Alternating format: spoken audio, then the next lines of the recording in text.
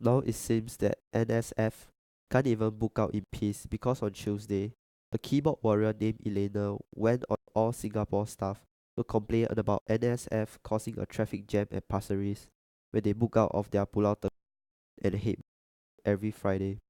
Her logic: it is too much of a privilege for these boys in green to have parents pick them up. She insists that these army boys are enjoying their conveniences at the expense of others innocent motorists, and hopes the authorities will take action against them. Brian Pang, 22, who was a recruit who got picked up by his parents during BMT, disagrees with Elena. I tell my parents that I can go home alone, but they chose to pick me up because they haven't seen me for a week, he explained. In any case, he sees nothing wrong with it. If I take the train, people will complain about NSF overcrowding the trains.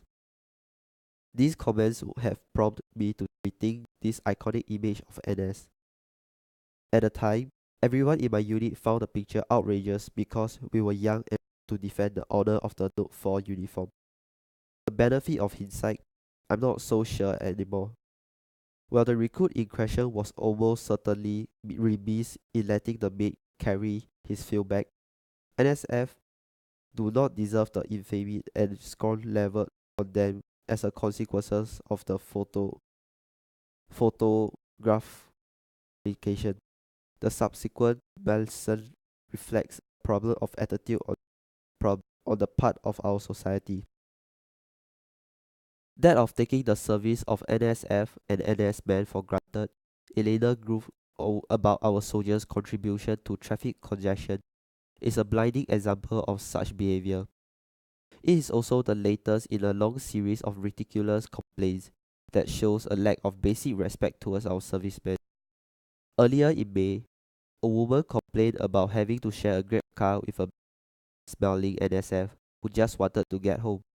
In 2015, Kallang Leisure Mall came under the spotlight for trying to ban rain-soaked NSF from sheltering in its premise list that they made the floor slippery.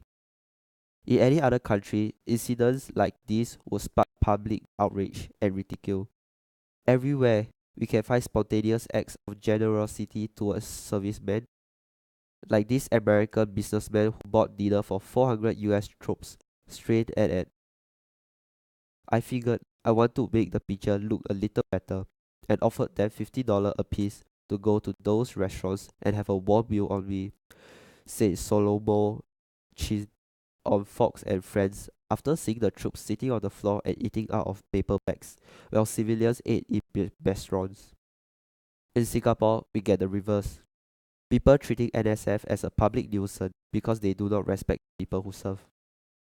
Granted, our troops are not fighting any wars currently or placed in life-threatening scenarios, but national service nevertheless represents a 2-year span when you have to sacrifice your time, your comfort, and your personal ambitions. These are the boys who risk their lives to put out fires, resuscitate a minister in a medical emergency, or march 72 km for an allowance that in no way reflects the value of their work. The sacrifice is even greater for inspiring musicians, athletes, and anyone who is starting out in a highly competitive field that values youthful reflex.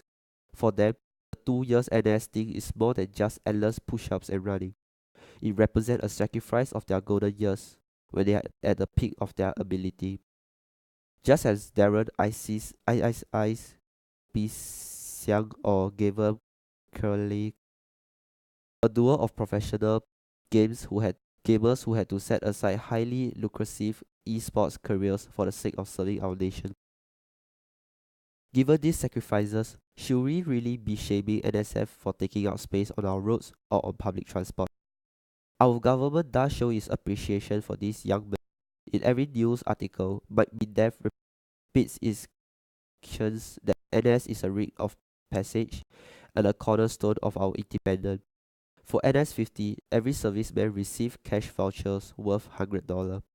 However, these will just be empty measures if people like Elena continue treating NSF as a public nuisance. No doubt the vouchers will be appreciated by our NSF, But how about some basic gratitude from the very people who benefit from your service? I'm not suggesting that we suddenly become the USA. Nobody expects Singaporeans to honor our troops' public display of patronage, but the least we could do is to avoid making their lives a pain. Life as a recruit is tough enough without vigilance, storming your business, blah blah blah, and questioning your rights to use public space. So please, show a little gracefulness by being more patient in the Pasir Ris traffic.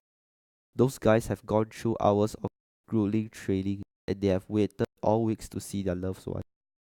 And you won't see a single one of them complaining about how your prison has delayed their journey home.